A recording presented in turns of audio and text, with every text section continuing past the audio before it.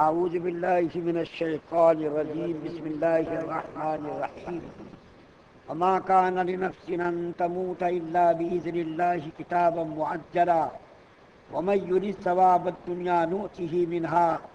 ومن يرد ثواب الآخرة نؤته منها وسنجزي الشاكرين۔ اور کسی شخص کو موت آنا ممکن نہیں بغیر حکم خدا تعالیٰ کے، اس طور سے کہ اس کی میعاد متعین لکھی ہوئی رہتی ہے، اور جو شخص دنیاوی نتیجہ چاہتا ہے تو ہم اس کو دنیا کا حصہ دے دیتے ہیں، اور جو شخص اخروی نتیجہ چاہتا ہے تو ہم اس کو آخرت کا حصہ دیں گے، اور ہم بہت جلد عوض دیں گے حق شناسوں کو۔ سورہ آل عمران کی 145 نمبر کی آیت آپ کے سامنے پڑھی گئی۔ اس آیت کریمہ میں اللہ تعالیٰ نے کئی باتیں عرض فرمائی ہیں۔ ایک تو یہ کہ جو مسلمان غزوہ احد کے موقع پر کافروں کے نرغے میں آ گئے تھے اور اس سے راہ فرار اختیار کیا تھا، اس کے بارے میں سرزنش کی گئی ہے۔ سرزنش یہ کی گئی ہے کہ تم لوگ میدان جنگ سے بھاگتے ہو، حالانکہ موت جب آنی ہے تو موت آئے گی، موت آنے سے پہلے کسی کو موت نہیں آئے گی۔ تمہاری موت لکھی ہوئی ہے، کب موت آنا ہے، کب کس کو مرنا ہے، ہر چیز لکھی ہوئی ہے۔ اللہ تعالیٰ جب ماں کے پیٹ کے اندر بچے کو پیدا فرماتے ہیں تو 4 مہینے کے بعد اللہ تعالیٰ لکھ دیتے اس کے ماں کے پیٹ میں کتنا کھائے گا، کتنا جیے گا، نیک ہوگا، بد ہوگا، یہ ساری چیزیں پوری تفصیلات ماں کے پیٹ میں ہی لکھ دی جاتی ہیں۔ تو جو مسلمان بھاگے تھے غزوہ احد سے اور راہ فرار اختیار کیا تھا، اس کے بارے میں اللہ فرما رہے ہیں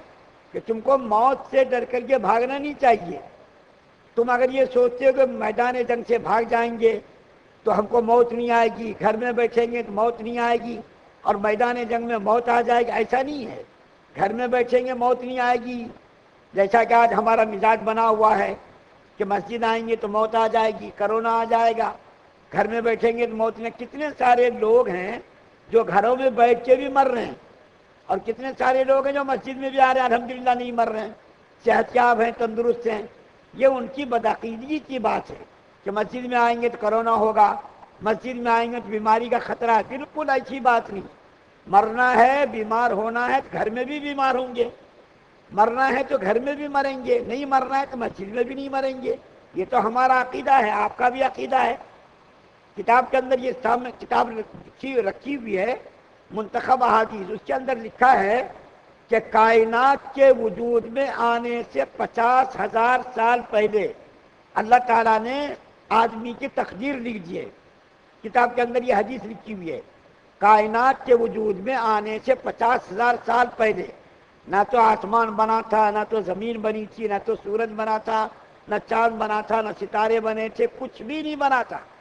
سب سے پہلے اللہ تعالیٰ نے قلم کو پیدا کیا اور اسے کہا کہ لکھ، تو قلم نے کہا کہ مکتوب، کیا لکھوں؟ تو اللہ نے فرمایا جو کچھ ہونا ہے، جو کچھ ہو چکا سب تو لکھ دے۔ جب سب کچھ لکھ دیا گیا ہے تو لکھنے کے بعد تو اس کے خلاف تو ہو نہیں سکتا، اور اللہ تعالیٰ کا کلام بدل نہیں سکتا۔ لا تبدیل لکلمات اللہ، کہ اللہ تعالیٰ کے کلام میں کوئی تبدیلی نہیں آ سکتی۔ لیکن اس کا یہ مطلب نہیں احتیاط نہیں کرنا، احتیاط کرنا ہے، احتیاط کرنا بھی شریعت کا حکم ہے، لیکن احتیاط کرنے کے ساتھ ساتھ اتنا تجاوز کر جانا، اتنا غلو کر جانا کہ مسجد گئے تو یہ ہوگا، مسجد گئے تو وہ ہوگا، گھر میں رہے تو یہ نہیں ہوگا۔ کتنے سارے لوگ نہیں مر رہے ہیں، کتنے سارے لوگ گھر میں بیٹھ کر کے مسجد نہیں آئے کبھی، لیکن ان کو موت آ رہی ہے۔ تو صحابہ کرام کو اللہ تعالیٰ نے سرزنش فرمائی، تنبیہ کی کہ دیکھو موت کے ڈر سے تم جہاد اور قتال مت چھوڑو، کہ تم کہیں اگر سوچو کہ ہم میدان جنگ میں رہیں گے مر جائیں گے، گھر میں رہے تو نہیں مریں گے، ایسا بالکل یہ تمہارا خیال بالکل غلط ہے۔ مرنا ہے تو گھر میں بھی مرو گے، اور نہیں مرنا ہے تو میدان جنگ میں بھی تم نہیں مرو گے۔ دوسری بات اس آیت کریمہ کے اندر اللہ تعالیٰ نے یہ فرمائی کہ جو آدمی جس کی نیت کرے گا، آخرت کے ثواب کی نیت کرے گا، اس کو آخرت کا ثواب ملے گا، اور جو آدمی یہ چاہے گا کہ دنیا ہم کو مل جائے، اس کو دنیا مل جائے گی۔ جس کو دنیا کے حصول کی نیت سے کوئی کام کرے گا ہم اس کو دنیا دے دیں گے، اس کا آخرت میں کوئی حصہ نہیں ہوگا۔ لیکن جو آدمی آخرت کے ثواب کے حصول کی نیت کرے گا اس کو ہم آخرت کا ثواب دیں گے، اللہ کی رضا اس کو ملے گی، جنت کے اندر اس کو ہم داخلہ دیں گے، جنت کا اس کو ٹکٹ ملے گا۔ اصل میں یہ بات بھی غزوہ احد کے متعلق صحابہ کرام سے متعلق ہے، اور وہ یہ کہ پہلے بھی یہ بات عرض کی جا چکی ہے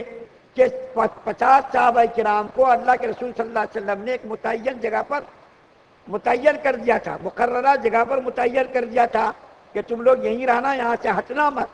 یہاں سے تم لوگ کسی صورت میں بھی مت ہٹنا۔ لیکن جب مسلمانوں کو فتح ہو گئی اور کفار بھاگنے لگے اور جو میدان جنگ میں مسلمان تھے اس کا پیچھا کر کے تعاقب کرنے لگے اور بہت سارے مسلمان مال غنیمت بھی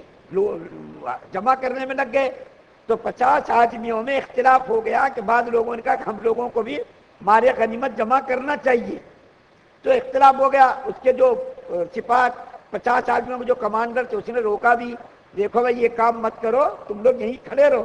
لیکن ان لوگوں نے کہا نہیں، اللہ کے رسول صلی اللہ علیہ وسلم کا جتنا حکم تھا ہم لوگوں نے مان لیا، اب چونکہ فتح ہو گئی ہے اس لیے ہم لوگوں کو مال غنیمت میں شریک ہونا چاہیے۔